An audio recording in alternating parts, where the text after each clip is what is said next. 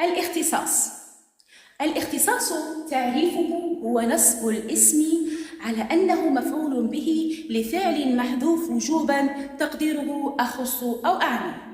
إذن الاختصاص هو أسلوب الاختصاص يتكون من ضمير ومن المخصوص. إذن أين هو الاختصاص؟ في قولنا أبناء العروبة، حيث خصصنا أبناء العروبة بإكرام الضيف. المفروض أن نكون نحن نكرم ضيوفنا، ولكن لما خصصنا الكلام بقولنا أبناء العروبة فهذا يسمى أسلوب اختصاص.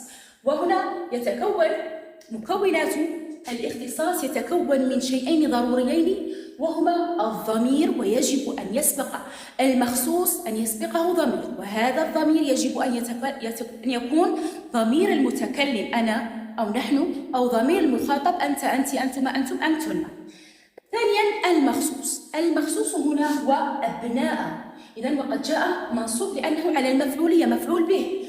المخصوص وهو اسم واجب النصب على أنه مفعولية وعلى المفعولية، ويجب أن يأتي بعد ضمير المتكلم أو المخاطب، ويكون داخل جملة اعتراضية لأننا اعترضنا الكلام. نأتي إلى شروط المخصوص.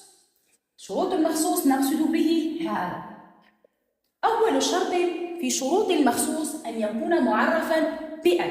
إذن مثل قولنا إني العربية لا أستكين لطاغية. أين هو المخصوص في قولنا العربية؟ نلاحظ أنه من شروطه قد جاء معرفا بأن، وهذا هو أول شرط.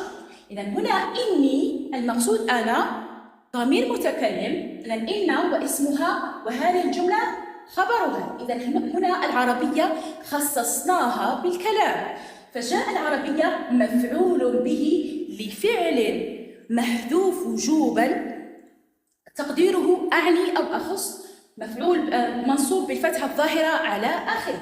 إذا الشرط الأول أن يكون معرفة بأن. إذا لم نجد أن يكون معرفا بالإضافة، مثل قولنا إننا معشر الشباب عدة المستقبل. إذا أين هو المخصوص؟ أن يكون معرفا بالإضافة، معشر الشباب. إذا هنا جاء معرفا بالإضافة. إننا الضمير الشرط الأول، إننا نحن ضمير متكلم، هذه اسمها وعدة خبرها. إذا معشر الشباب جملة اعترضت الكلام فهي مخصوص. معشر مفعول به منصوب بالفتحة لفعل محذوف وجوبا تقديره أخص أو أعني، وهو مضاف، الشباب مضاف إليه مجرور. إذا هنا جاء المخصوص معرفا بالإضافة. ثالثا أن يكون أيها أو أيتها المنعوتتين بأن. مثلا قولنا أنتم أيها الشباب، أنتم أيها الشباب. نلاحظ هنا أيها الشباب هي المخصوص. إذا أي ماذا نعرفها؟ هي مخصوص مبني على الضم في محل النصب مفعول به، والهاء للتنبيه، مفعول به لفعل محذوف وجوبا تقديره أخص. الهاء للتنبيه، والشباب نعت مرفوع لأيها بالضم الظاهر على آخره.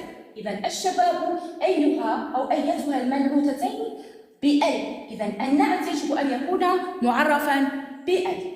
إذا أنتم أيها الشباب، أيها الشباب جاءت جملة اعتراضية لا محل لها من الإعراب، فهي أو هي خبر لي أنتم.